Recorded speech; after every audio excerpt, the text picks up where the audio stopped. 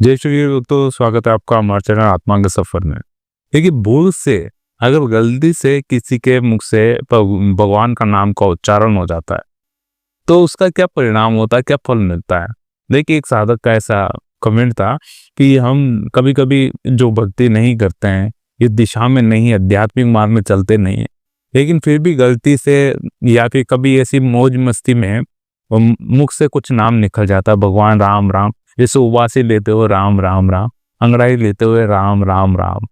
तो इस प्रकार से नाम निकल जाता है भगवान का, है ना, राम राम कर लेते हैं।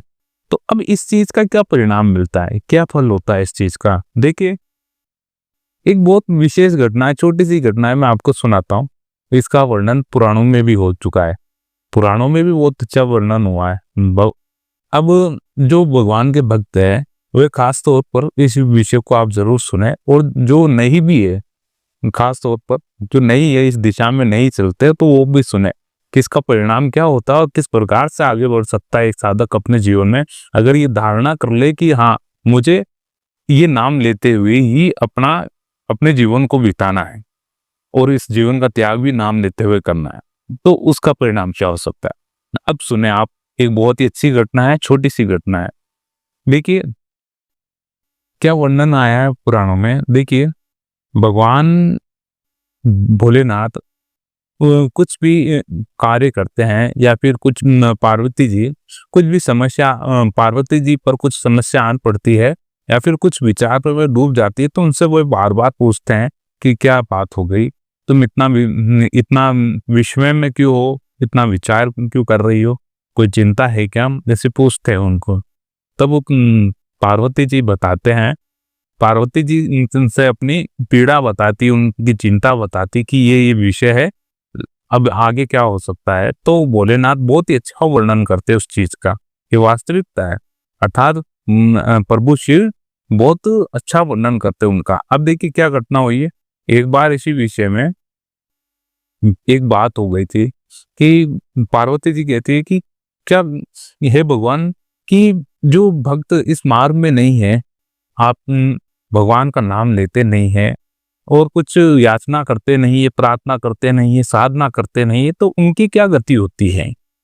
तो इस विषय में भगवान भोलेनाथ कहते हैं कि हे पार्वती, कि तुम मेरी सबसे प्रिय हो, मैं तुमको इस चीज का पूरा विधान बताता हूँ कि क्या होता है। अगर जो साधक इस मार्ग में नहीं है, आध्यात्मिक मार्ग में नहीं है, साधना मार्ग में नहीं है, और भगवान के विषय में ज्यादा रुचि नहीं रखते हैं, उन पर ध्यान नहीं रखते हैं, और अगर कोई साधक भूल से भी या फिर धोखे से भी उसके नाम से राम नाम निकल जाता है, कि उसके नाम उसके मुख से केवल एक बार राम नाम निकल जाता है, तो मैं उसको 3 बार प्रणाम करता हूँ हाथ जोड़ के।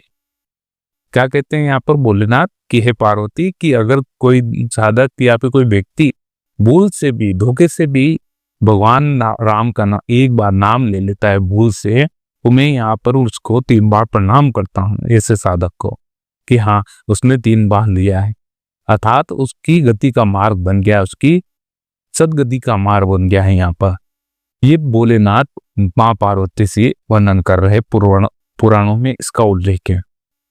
अब इससे आपको क्या सीखना चाहिए वास्तविकता से, कि देखिए, जो चीज वास्तविक रूप से गलती से मुख से ली जा रही है, और स्वयं भोलेनाथ उसका ये वर्णन कर रहे हैं कि ऐसे भक्त को मैं 3 बार प्रणाम करता हूँ, हाथ जोड़ के नमस्कार करता हूँ।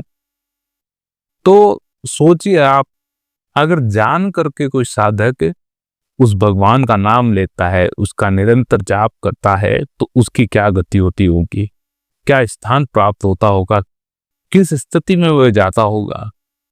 तो इस चीज का कोई वर्णन नहीं है, पूर्ण रूप से वर्णन नहीं है, कि हाँ, इस नाम का इतना बड़ा फल भी हो सकता है। तो आपको करना क्या चाहिए ऐसी स्थिति में। देखिए, जो साधक नवीन रूप से इस मार्ग में है, जो नवीन यानी शुरुआत ही की है इस मार्ग में, तो शुरुआती रूप में तो आप सावधानी रखने की कोशिश करें। सर्वप्रथम सावधानी कैसी, कि जो गलत आदतें आपने छोड़ने का प्रण लिया है कि मैं ये गलत आदतें छोड़कर प्रभु का जप करूंगा, तो उन चीजों पर कंट्रोल पाने की बजाय आप इस चीज का विशेष ध्यान रखें कि आपको जप करना ही करना है। अगर वो चीज लगी रहेगी, जप चलता रहेगा, तब आपके मस्तिष्क में ये प्रश्न नहीं उठेंगे कि ये गलत चीज मैं करने वाला हूं या हो जाएगी मुझसे। तो आप अपनी प्रभु के नाम को स्मरण करने में ध्यान दीजिए। आपको सर्वप्रथम ये ध्यान रखना है, जो नवीन मार्ग में है तो उस चीज पर चलने का परिपूर्ण रूप से संकल्प ले, किस मार्ग पर अब चलना ही चलना। दूसरी तरफ से जो काफी अनुभवी हो चुके हैं, काफी लंबे समय से इस मार्ग में, उनके लिए देखिए, जो काफी लंबे समय से इस मार्ग में, उनके लिए यही है कि अपना जो विश्वास है वो बना के रखे और दृढ़ कर ले, और दृढ़ कर ली कि हाँ, अब तो वास्तविक रूप से मिलेंगे ही मिलेंगे, कि वास्तविकता से अब तो बहुत ही निकट आ गया हूं, मैं बहुत ही नजदीक आ गया हूं, बस कुछ ही क्षण की और बात है और प्राप्त होने वाला है। इस प्रकार के आप अपना भीतर भाव बना के रखें कि अब तो प्राप्ति होने वाला है, अब तो मैं ज्यादा दूर नहीं हूं। इस प्रकार से आप अपने भीतर का जो भाव है अंतर्मन का भगवान के प्रति, वो ऐसे भाव बना लें। तत्पश्चात आप देखिए आपके जीवन में कितना परिवर्तन होगा, और वास्तविक रूप से आप जिस चीज की ओर चल पड़े हैं, जिस चीज को पकड़ने चल पड़े हैं, तो वो आपको निसंदेह मिलेगी ही मिलेगी। इस पर आप निरंतरता से ईश्वर का नाम स्मरण करें, भगवान राम का नाम ले, नारायण का नाम ले, कृष्ण का नाम ले, राधा का नाम ले, जो प्रिय नाम है उसकी ओर दौड़ पड़े। आपको निसंदेह इस मार्ग में बहुत ही संतोषी मार्ग, मेरा कहने का तात्पर्य संतोषी मार्ग, मगर जो फल की इच्छा भी करते हैं कि हमको इतना इतना मिल जाना चाहिए, वो भी प्राप्त हो जाता है, वो भी मिल जाता है। थोड़ा समय लगता है, मिलता जरूर है, लेकिन आप थोड़ा सब्र रखे, इस बात में सब्र रखे, सब चीजें आपको प्राप्त होगी, आपको हर चीज प्राप्त होगी। लेकिन आप इस मार्ग में चले, पहले चले, आपको परखा जाएगा, आपको तोड़ मरोड़ कर देखा जाएगा, एकदम फिर आप निखर के बाहर आएंगे, परिपक्व हो जाएंगे, संसार से लड़ने लायक आप हो जाएंगे। तत्पश्चात आपको हर प्रत्येक चीज प्राप्त हो, और निरंतरता से निरंतर इस मार्ग में चले। अभ्यास प्रयत्न, अभ्यास और प्रयत्न, ये दो चीज आपके हाथ में है और कुछ भी हाथ में नहीं, ये चीज ध्यान रखो। प्रयत्न करते रहे, अभ्यास करते रहे, बार बार अभ्यास प्रयत्न, ये दो ही चीज आपके हाथ में, और कुछ भी हाथ में नहीं है। परिणाम आपके हाथ में बिल्कुल नहीं है, वो किसी भी चीज का नहीं होता है, वो तो आपके हाथ में किसी भी चीज का नहीं होता है। ये मान करके केवल प्रयास और प्रयत्न आपके हाथ में, यही देखकर भगवान आपको देते हैं। यही चीज की प्रयत्न कितना हो रहा है, प्रयास कितना हो रहा है, कितनी मेहनत लग रही है, आप कितने परेशान हो रहे हैं, कहाँ पर क्या हो रहा है, तब पश्चात भगवान स्वयं दे देते हैं, आगे हाथ कर देते हैं, ये लीजिए आप, तो वहां पर ये चीज देखी जाएगी।